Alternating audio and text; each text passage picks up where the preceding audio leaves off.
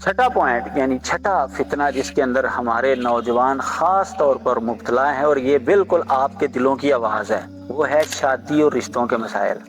ہمارے والدین کیا کہتے ہیں، اجے پیراں تے کھلوئے گا تے پھر بھائی تو اتنے چھال مار کے بہایا کرو۔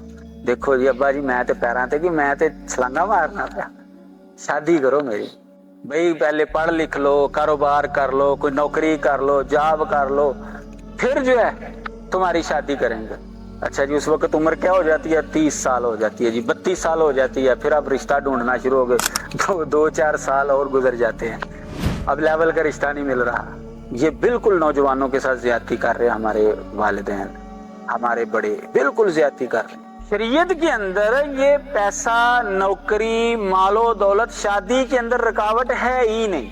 قرآن مجید سے بھی پتہ چلتا ہے، حدیث مبارکہ سے بھی پتہ چلتا ہے۔ اللہ تعالیٰ نے قرآن کے اندر فرمایا ہے وَأَنكِحُوا الْأَيَامَ مِنكُمْ وَالصَّالِحِينَ مِنْ عِبَادِكُمْ وَإِمَائِكُمْ أَن يَكُونُوا فُقَرَاءَ يُغْنِهِمُ اللَّهُ مِنْ فَضْلِهِ وَاللَّهُ وَاسِعٌ عَلِيمٌ۔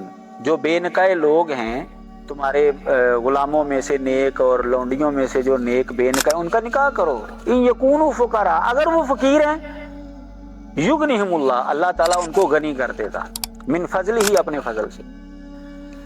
اب جس انسان کی شادی کروا دی جائے گی وہ اگر تھوڑا کما رہا ہے نا تو وہ اب محنت زیادہ چانس ہے کہ وہ محنت کرنا شروع ہو جائے گا مزید، تو اسے پتا ہے کہ اب میری بیگم بھی آ گئی ہے۔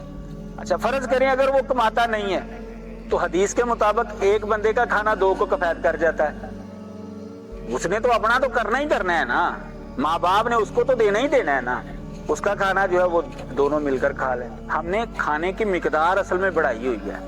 ہو سکتا ہے خاتون جو ہے وہ کچھ سمجھدار آ جائے، بیوی سمجھدار، وہ اس کو کوئی اچھا مشورہ دے دے، کوئی کاروبار کروا دے اس کو، عورت جو ہے اس کے اندر کوئی ہنر ہو۔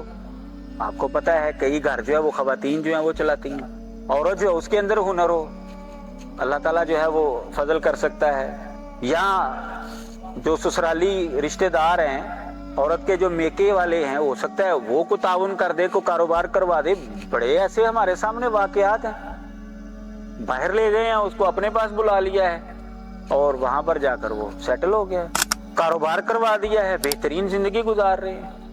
یعنی اس طرح کا معاملہ ہو سکتا ہے، یعنی اللہ تبارک و تعالیٰ کوئی نہ کوئی سبب لگا دے گا۔ اب نبی علیہ الصلوۃ والسلام کے زمانے میں ہوا کیا، ایک بندے نے کہا جی ایک خاتون نے کہا میں آپ سے شادی کرنا چاہتی ہوں، آپ نے فرمایا مجھے ضرورت نہیں۔ ایک بندے نے کہا جی میں کر لیتا ہوں، میری شادی کروا دیں، صحیح بخاری کے اندر حدیث۔ آپ نے فرمایا کچھ ہے حق مہر کے لیے؟ نے کہا جی نہیں۔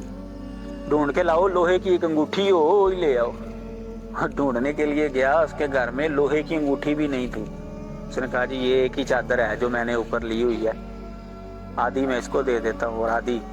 آپ نے فرمایا کہ نہیں، پھر تو کیا پہنے گا؟